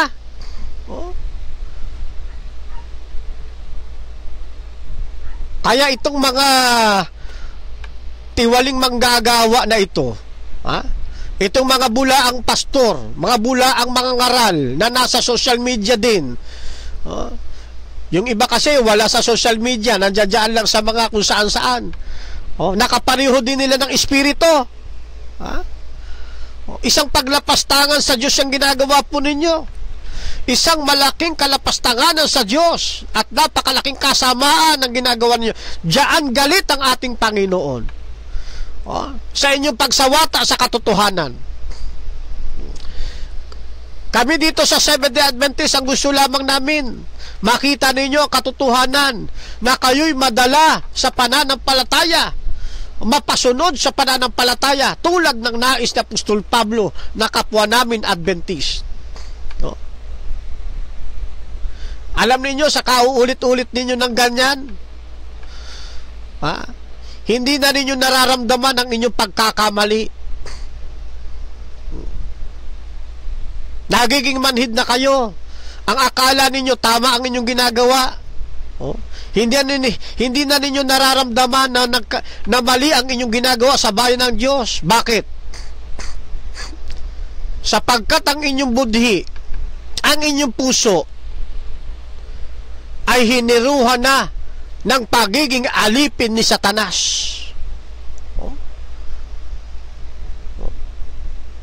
Na siyang ama ng kasinungalingan. Kung ano yung ibig ng inyong ama na dyablo, sabi ng Biblia, yun ang inyong ginagawa. Kung paanong si Satanas ay galit sa bayan ng Diyos na sumusunod sa kanyang mga utos, gayon din naman kayo galit na galit. Kami naman tanggol ng tanggol.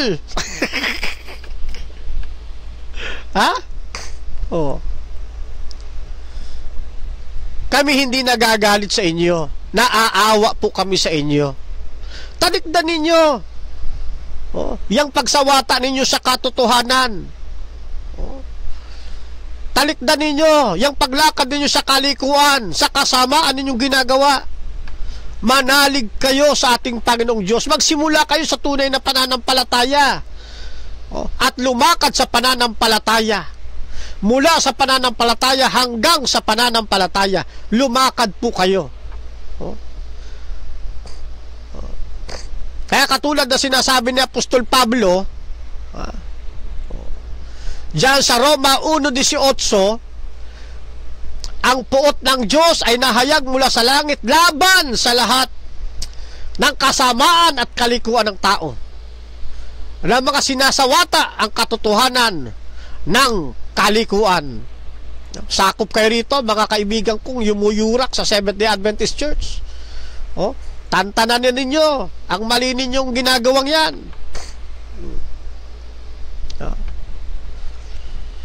Kaya pakiwari ninyo, tama yung inyong ginagawa. Akala ninyo, kayo yung tunay na nasa iglesia. Akala lang ninyo yun. Bakit? Hindi na ninyo nararamdaman yung kamali ang ginagawa ninyo eh. Sapagkat tinataka na yung inyong budhi, hiniruhan na ng pagiging alipin ni Satanas ang inyong mga puso. Kaya ninyo patuloy na gagawa sa bayan ng Diyos. Kaya kung ano yung ibig ng inyong ama, Yun din ang inyong ginagawa. Kung paanong si Satanas galit sa nalabing iglesia, kayo Monday galit sa nalabing iglesia. Pareho lang kayo ng karakter. At dahil yan ay hiniruhan na ng pag-ialipin na Satanas, inaari na ninyong tama ang mali at ginagawa na ninyong mali ang tama. Hindi nyo napapansin kayo'y nadadaya o kayo'y nagpadaya na sa dyablo at nagagamit na kayo bilang ahente niya. Samantala, dahil hindi na ninyo nararamdaman, masaya naman kayong nagpapagamit. Masaya naman kayong nanggigigil sa nagdadala ng 3 angels message. Masaya kayong nanggagalaiti sa mga taong tumutupad sa utos ng Diyos at nang may pananampalataya kay Jesus. Kung ano-anong pag-alimura ang ginagawa ninyo sa Seventh-day Adventist Church, hindi na ninyo nararamdaman na mali na ang inyong ginagawa sapagkat hiniruhan na kayo ng pagiging alipin ni Satanas. Biruin mo yung tamang ipinangangaral ng Seventh-day Adventist na siyang bayan ng Diyos, inaari ninyong mali. At yung doktrina ninyo pinapangaral na mali, inaakala naman ninyong tama. Kahit nga sa mga dialogue, di ba? Alam ng mali, alam ng talo feeling panalo pa rin bugbog na't lahat, gumagapang na, pasa-pasa na, feeling niya panalo pa rin siya. Hiniruhan na kasi ng pagiging alipin ni Satanas sa kanilang puso.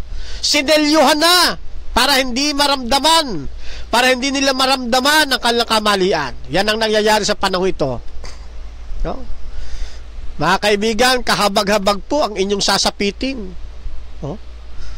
Kayo po ang kaawa-awang mga tao kapag hindi kayo nagbago ng inyong pananaw sa buhay.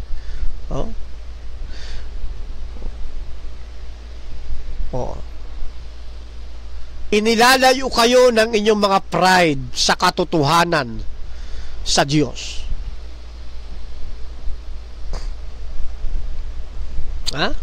Tuwang-tuwa kayo. Akala ninyo nananaig kayo. Hindi po. Nalalantad lang po kayo.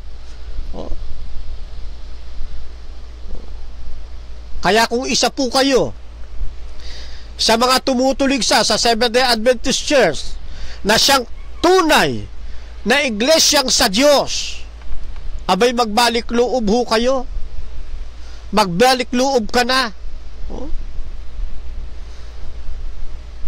Iluhod mo ang iyong mga tuhod. Humingi ka ng tawad sa ating Panginoon upang makasumpong ka ng biyaya mula sa Diyos. Mahal ka ng Panginoong Diyos Ang ayaw lang sa'yo ng Panginoon, sinasawata mo yung katotohanan, lumalakad ka sa kalikuan. Diyan galit ang Diyos. Sa lahat ng kasamaan, kalikuan na nilalakaran ng tao. Kaya mayroong ayon sa kasulatan na nagtatalakay nito. Kaya mayroong iba't ibang programa ng Seventh-day Adventist na nagtatalakay na ito. Ang hangad namin, matuto kayo't maramdaman ninyo, nagkakamali kayo at makasumpong kayo ng biyaya mula sa ating Panginoong Diyos. At malasap ninyo yung tunay na pangako ng kaligtasan na ang Diyos ang may akda.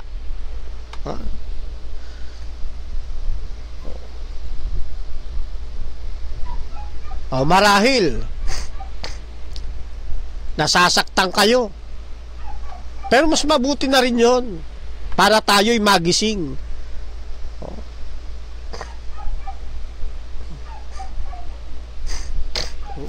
Kailangan din tayong mapitik-pitik kung minsan. Bakit? Sa kapagtatamo natin ng tunay na pangako ng buhay na walang hanggan. Sapagkat hindi lang pag-ibig ang katangian ng Diyos, mga kapatid. Siya rin po ay banal. Katangian din ng Diyos ang kanyang pagiging banal at makatarungan. Ang iba kasi sa atin, ang tinitignan lang yung pag-ibig ng Diyos. Na para bang yun lang ang kanyang katangian. Hindi po. Hindi lang pag-ibig ang katangian ng Diyos. Kaya kung minsan, yung biyaya inaabuso ng tao. Yung kabaitan ng Diyos inaabuso ng tao. Nakalimutan nila, isa sa katangian din ng Diyos, bukod sa pag-ibig, ang kanyang pagiging banal at makatarungan. Totoo, mahal tayo ng Diyos. Ang Diyos ay mapagmahal. Pero kapag aabusuhin natin yung kanyang pag-ibig, baka dumating ang panahon, siya rin ang magbigay ng hatol sa mga taong mananatili sa pagtalima sa kamalian. Kaya pagdating ng araw, di natin masisisi Panginoong Diyos kapag sinabi niya sa atin, hindi ko kayo kilala.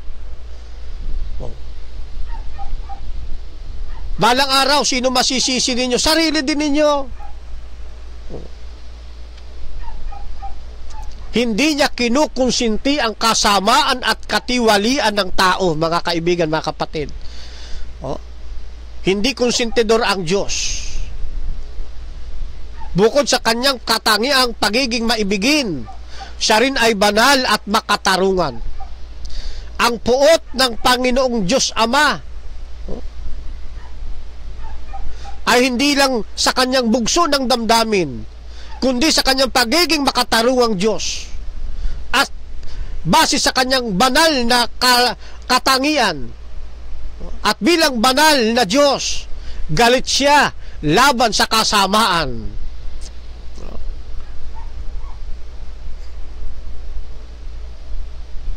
Pero mo, sinasabi mong mahal mo ang Diyos, pinaglilingkuran mo ang Diyos, tapos yung kanyang batas, ayaw mo. Mamimili ka lang ng batas na gusto mong susundin. Palibasa, ayaw mo ng 10 Commandments, sasabihin mo ngayon, hindi na utos yan para sa'yo. Samantalang gusto ng Diyos, sundin mo yung utos na yan. Dahil nasa panahon na anya tayo ng biyaya, ganyan ho ang tao ngayon. Yung mali, inaakala nilang tama. At yung tamang ipinangangaral na dalang Seventh Adventist, inaakala nilang mali. Bakit? Hiniruhan na ni Satanas eh.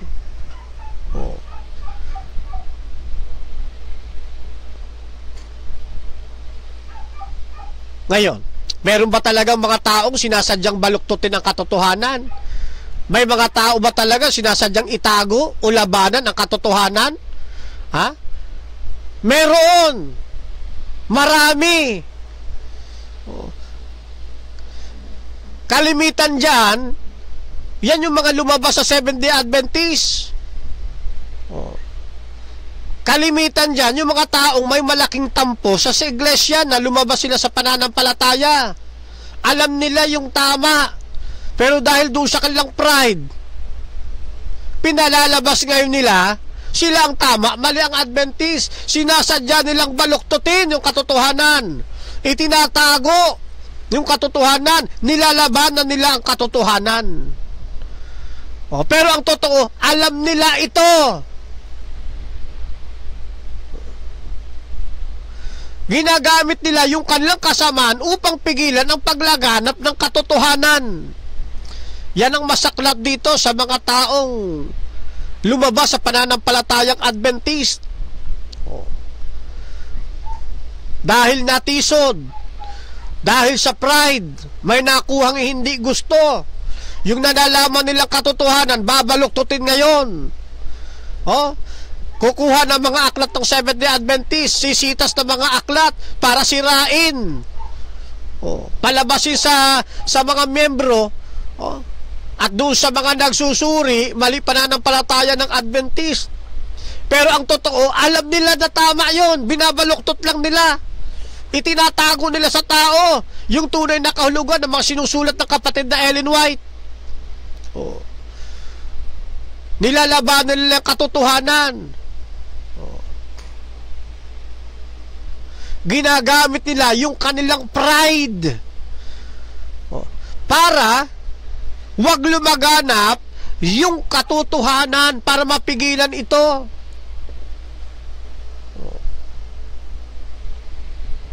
Pero hindi sila magwawagi. Ang Diyos galit sa mga taong ito. Galit sa mga taong tiwali ang gawain. Diba Roma 1:18? Verse by verse po tayo, ha. Verse by verse tayo ng pag-aaral. Tiwali ang Diyos sa mga taong ito.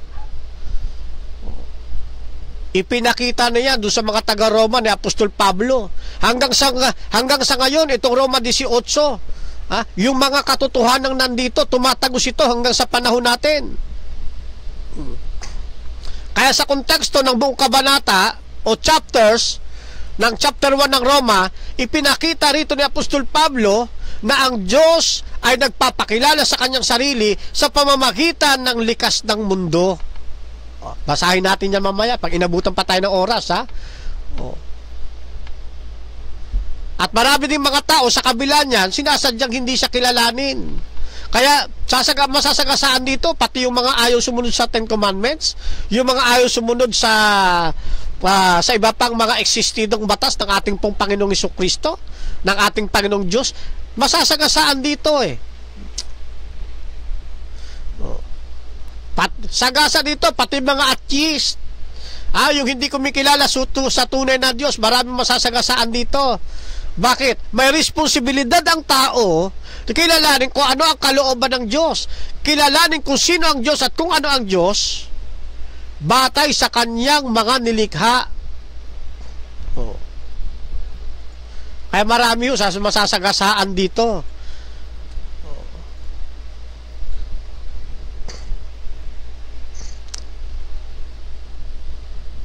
Hindi pwedeng balawalain natin ang mga aral ni Apostol Pablo.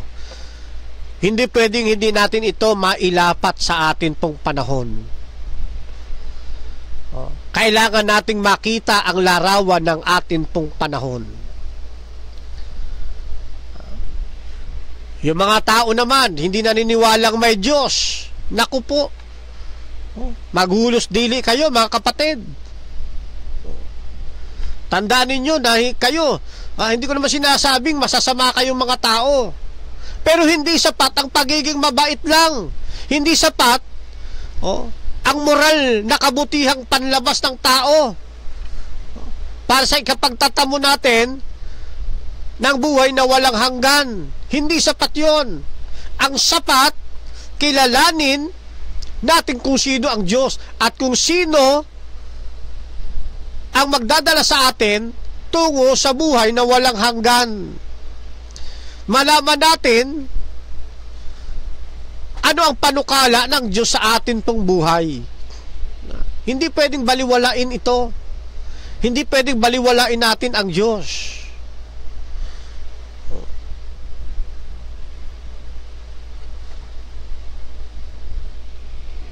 Hindi rin po pwede na wala tayong pakialam. Na hindi natin dapat malaman ang katotohanan. Yun ho mga taong walang pakialam kung may Diyos ba o wala, ay meron ho yang kaparusahan balang araw. Binabanggit na ho yan sa aklat pa ng Apokalipsis. Napaparusahan ng Diyos maging yung mga hindi mananampalataya. Sa susunod do, tatalakayin ho natin yan, mga kapatid, mga kaibigan, ha?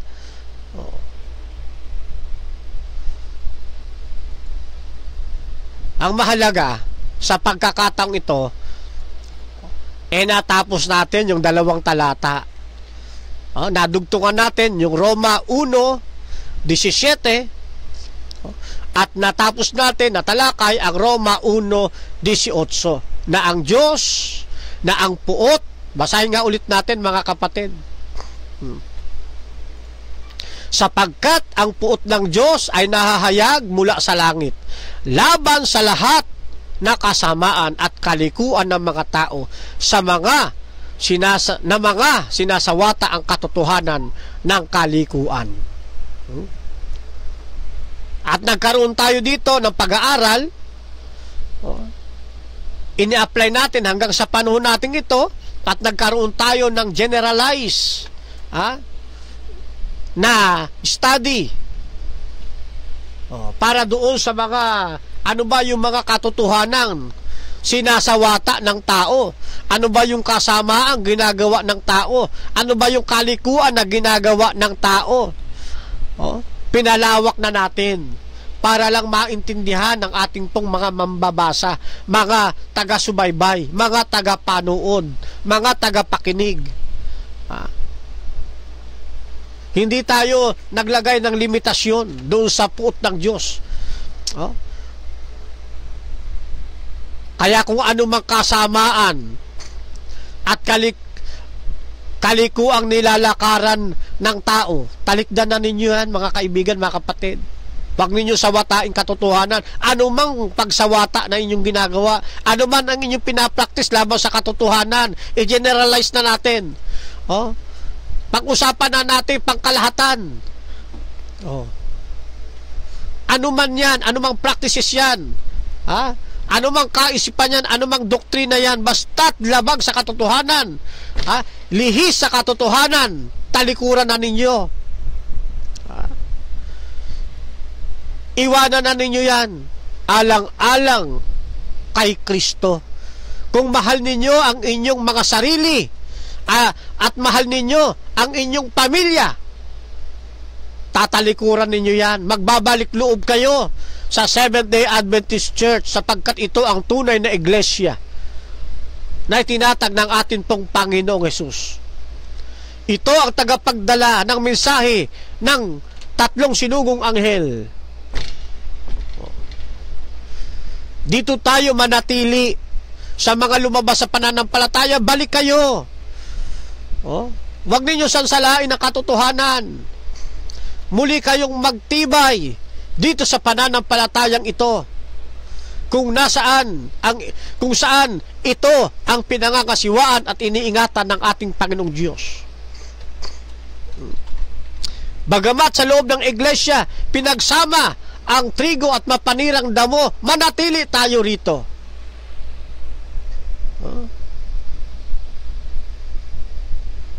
Sukdulang ang ating buhay, katulad ni Apostol Pablo, ay malagay sa peligro. Mananatili tayo sa pananampalatayang ipinagkatawag sa atin ng ating dakilang lumikha. Magtumibay tayo, mga kapatid. So pansamantala, diyan ko muna tatapusin ang ating isinasagawang pag-aaral. Sa mga susunod naman na serye ng ating pagtatalakay, tatalakayin na naman natin ang aklat ng Roma mula sa Kapitulo 19 hanggang 20. Kung loobin pa ng oras, ay baka kung saan lumagpas pa tayo ng talatang 20. Ano? Yan. Kasi verse by verse ito eh. At ang gusto kong pag-aaral ng atin pong verse by verse ay nakasalig sa panuntunan ng hermeneutika o ng Bible interpretations.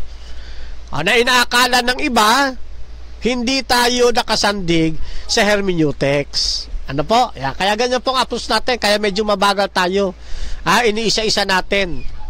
Nagdadaos tayo ng observation, interpretation, at application. Okay? So, yan. So, mga kapatid, pansamantala, dyan muna natin tatapusin ang atin pong ginagawang pag-aaral ngayon. Ano po? Ayan. So, pansamantala, binabati ko muna yung ating mga nasa linya. Yan, kapatid na John Ray Slowly. Yan, watching from Cebu. Mga taga Cebu, kayo binabati po ng ayon sa kasulatan. Yan.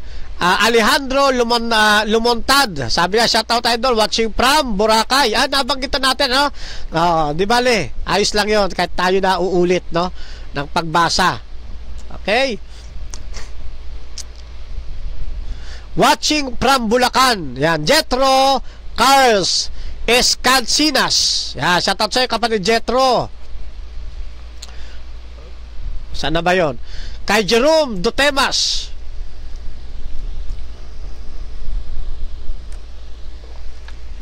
Parang naulit ko lang, ano? Noel Col Cabasa. Amen, Kap. Kaya dapat pahalagahan ang pagkapako ng Panginoon sa krus. Yan, amen. Okay, mula kay Noriel Col Cabasa. Ayan. Sabi ni kapatid na Jeremias Arquero Corpus, good afternoon po. Ayan. So, shout out at likewise kapatid na Jeremias. Mula kay Patrick Gonzales dito po sa YouTube channel, Kapersky, solid po talaga ang inyong pananampalataya at paglatag ng katotohanan at naway mabuksan ang madilim na espiritu na taglay-taglay ng mga bashers ng SDA. And amen, kapatid na Patrick. Truly, nakaka-inspire talaga ang isang hunks at solid apologies. Sana all na kahit anong bashing at pamubwisit ang gawin nila sa'yo ay sukol at nangangamote lamang sila sa'yo, kaya ending gigil sila. Obserbasyon ng kapatid ng Patrick yan, ha? At yan din nakikita namin, eh. Kapernan, yung promise ko kay Alexis, uy, at Samyupsal ay malapit na po. Pawit lamang, ha? Sunod-sunod lamang ang intindihin. Love at full support po parate sa inyong gawain at ministry, my friend. Okay, salamat kapatid na Patrick. At kahit sira yung aking cellphone, ay hindi ka bumibitaw sa ating pagiging matalik na pagkakaibigan. Ha? So, thank you. Okay, ganun din, sa ating mga tawag dito. Binabati rin natin yung ating mga nasendan ng ating mga videos, ha? So kayo pong nakapag-share, binabati natin ang inyong pong mga kaibigan. At habang kayo ay nanonood dito sa programang Ayon sa Kasulatan, dito po sa seryeng verse by verse challenge ni Pastor Alexander Santos, hahangad ko po na kayo ay nakakuha ng ilang mga kaalaman, kasi ang aking pong naisin ay magpagamit sa Panginoon sa kunti kong kakayanan ito ay makapaghayag ako ng katotohanan. Sabi ni kapatid na Luisa Paklay, amen po sa magandang pahayag ng katotohanan na nasa Biblia. Sana maliwanag sa mga bashers. Salamat po kapatid na Luisa Paklay. Okay, tayo po muna ay dagling manalangin at humingi ng pasasalamat sa atin pong Panginoong Diyos, sa atin pong ginawang pag-aaral. Okay, maraming salamat po Amang Banal sa mga katotohanang nahayag ngayon pong hapon. Sa patuloy ninyong pangangasiwa, sa patuloy ninyong pagmamahal na ipinakikita at ipinadarama mula sa programang ito hanggang sa mga hindi pa kaanib ng Seventh-day Adventist na inyong bayan, ay patuloy po kayong naghahasik ng mga butil ng katotohanan upang kanila itong makita at madala sila sa inyong paanan. Na ang inyong galit ay huwag nilang tamasain. Ganon din naman, kami nagpapasalamat din sa aming Panginoong Jesucristo sa Kanya pong biyaya, sa Kanyang walang humpay na pagbibigay ng tulong upang malampasan namin ang lahat ng malakid sa sanlibutan ito. Ganon din sa banal na Espiritu, nagpapasalamat po kami sa Kanyang walang humpay na pakikisama, pakikipisan, pagbibigay ng kalakasan upang kami ay makalakad ng may kabanalan sa daigdig na ito at makapaghayag ng mga katotohanan. Ama, maraming salamat po sa inyo. At ngayong hapon, muli po ay sa amin pong pansamantalang paghihiwa-hiwalay, babaunin po namin ang inyong pagkalinga, ang inyong pong pag-iingat hanggang sa muling pagbabalik ng aming Panginoong Hesus. Dalangin namin ito sa inyo, Ama, sa pangalan at napakatamis na pangalan ng inyong kaisa-isang anak, ang aming Panginoong Hesus. Amen. Alright mga kapatid, muli ay dumako na naman tayo sa pagpapaalaman at kayo pong lahat ay iniiwan ko sa mapagmahal na palad ng ating pong makapangyarihang Diyos Ama. Sumayin niyo po ang kapayapaan. Hasta la vista! Viva el Señor! Viva Adventista del Séptimo Día! Chokbok! Hamnida! Mispa sa inyong lahat, mga kapatid. Mapagpalang araw po sa inyo. God bless.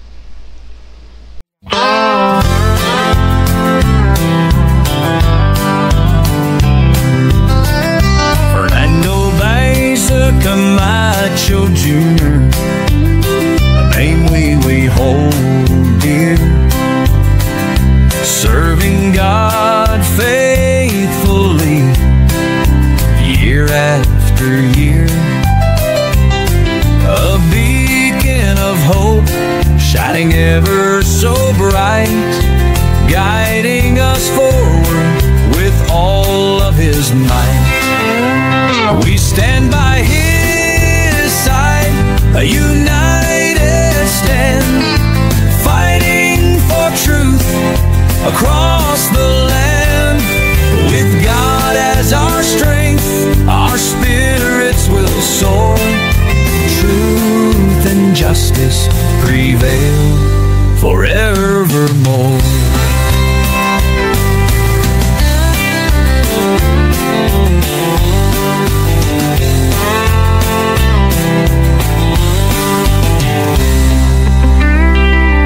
We stand by His side, a united stand, fighting for truth across the land. With God as our strength, our spirits will soar. Truth and justice prevail forevermore. We stand by His side, a united stand, fighting for truth across the land. With God as our strength, our spirits will soar. Truth and justice prevail forevermore. We stand by His side, a united stand, fighting for truth across the land. With God as our strength, our spirits will soar. Truth and justice prevail forevermore.